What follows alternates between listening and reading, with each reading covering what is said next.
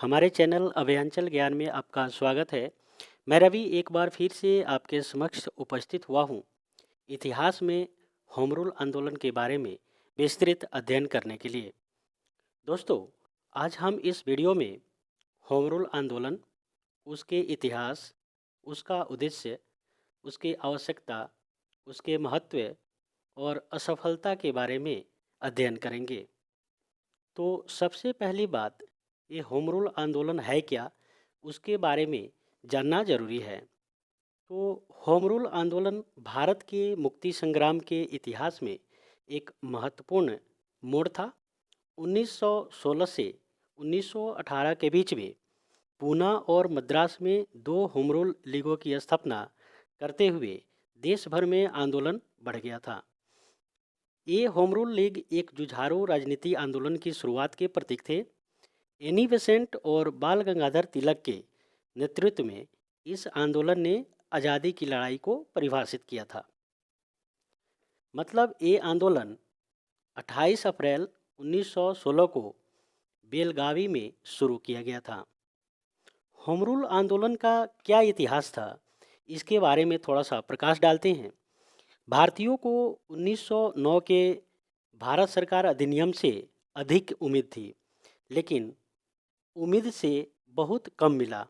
जब 1907 में कांग्रेस पार्टी टूट गई और उग्र नेता बाल गंगाधर तिलक 1908 से 1914 तक जेल में रहे, तो राष्ट्रीय आंदोलन धीमा पड़ गया। हालांकि राष्ट्रीय आंदोलन ने तिलक की रिहाई और एनी बेसेंट के आगमन के साथ फिर से गति पकड़ ली।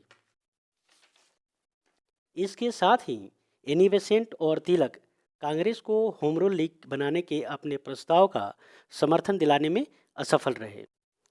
एनी बेसेंट ने कांग्रेस को क्षेत्रीय संगठनों के निर्माण और शैक्षिक प्रचार का समर्थन करने के लिए राजी किया और यह भी निर्धारित किया कि अगर सितंबर 1916 तक इन शर्तों को पूरा नहीं किया गया तो उसे अपना होम रूल लीग स्थापित करने की अनुमति दी जाएगी, जिसके परिणाम स्वरूप उन्होंने सितंबर 1916 में अपने होम रूल लीग की स्थापना की और दूसरी ओर बाल गंगाधर तिलक ने अप्रैल 1916 में अपनी लीग की स्थापना की थी और इस तरह के किसी भी खंड से विवश नहीं थे। आगे बात करते हैं होम रूल आंदोलन के उद्देश्य के बारे में। तो उस आंदोलन का उद्देश्य क्या था, इसको एक बार क्रमवार देखते हैं। पहला उसका लक्ष्य क्या था, भारत के लिए अपनी सरकार बनाना था। पहली प्राथमिकता उनकी थी भारत के लिए अपनी सरकार बनाना। अगर दूसरी प्राथमिकता के बारे में देखते हैं तो इस आंदोलन का स्वशासन आंदोलन को चिंगारी देने के लिए राजनीतिक प्रवचन और शिक्षा को प्रोत्साहित करना था। अगले लक्ष्य के बारे में देखें तो भारतीयों को सरकारी दमन के खिलाफ बोलने का साहस देना था। होम रूल आंदोलन ने ब्रिटिश सरकार से भारतीयों को अधिक राजनीतिक प्रभाव देने का आह्वान किया था और कांग्रेस पार्टी के आदर्शों को बरकरार रखते हुए भारतीय राजनीति को फिर से सक्रिय किया गया था। इस आंदोलन की आवश्यकता क्यों पड़ी, तो इसके बारे में थोड़ी सी बात करते हैं। 1907 में राष्ट्रीय कांग्रेस पार्टी का विभाजन ही एकमात्र इसका कारण था, जिसने भारत में होम रूल आंदोलन की आवश्यकता का संकेत दिया था।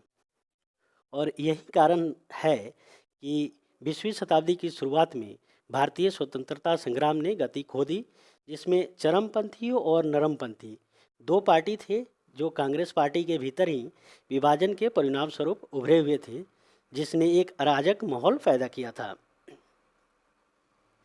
इस स्थिति पर नियंत्रण हासिल करने और अंग्रेजों के विरोध में एक राष्ट्रीय आंदोलन शुरू करने का निर्णय लिया गया था, जिस आंदोलन को होम रूल आंदोलन कहा जाता है। उन्होंने शुरुआत में ही असहमति से छुटकारा पाने के लिए भारतीय राष्ट्रीय कांग्रेस में वापस जाने और चरमपंथियों और नरमपंथियों का विलय करने का विचार किया था, जिसमें सूरत विभाजन ने उस समय कांग्रेस के स्वरूप को बदल दिया था और विभाजनों को अलग करना और सरकारी रूप से काम करने का एक महत्वपूर्ण कारण बनाया गया था।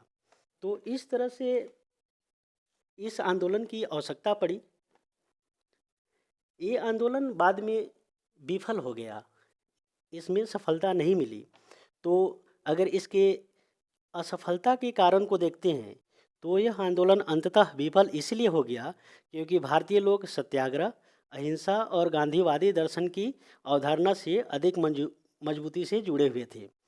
मतलब वो सत्याग्रही थे, अहिंसावादी थे, गांधीवादी दर्शन की अवधारणा से मजबूती से जुड़े हुए थे, जिसके कारण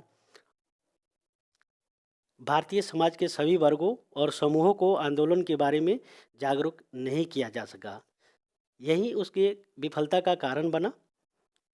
तिलक और बेसेंट सहमत थे कि आंदोलन को उग्रवादी के पूर्ण सहयोग के अलावा मध्यम नियंत्रित कांग्रेस के समर्थन की आवश्यकता थी। 1914 में नरमपंथियों और उग्रवादियों के बीच समझौता कराने में कांग्रेस की विफलता के बाद तिलक और बेसेंट ने अपने दम पर राजनीतिक गतिविधियों को फिर से शुरू करने का निर्णय लिया।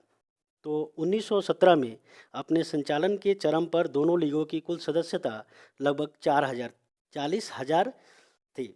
जब 1920 में महात्मा गांधी को इसके अध्यक्ष के रूप में चुना गया तो अखिल भारतीय होम लीग की अंत हो गई और एक साल बाद यह भारतीय राष्ट्रीय कांग्रेस के साथ समामेलित हो गया।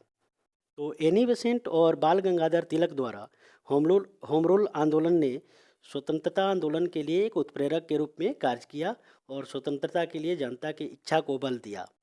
तो इस तरह से इस वीडियो में इतना ही मिलेगा और फिर अगले लेक्चर में बात करेंगे अगले आंदोलन के बारे में। तब तक के लिए नमस्कार दोस्तों, जय हिंद।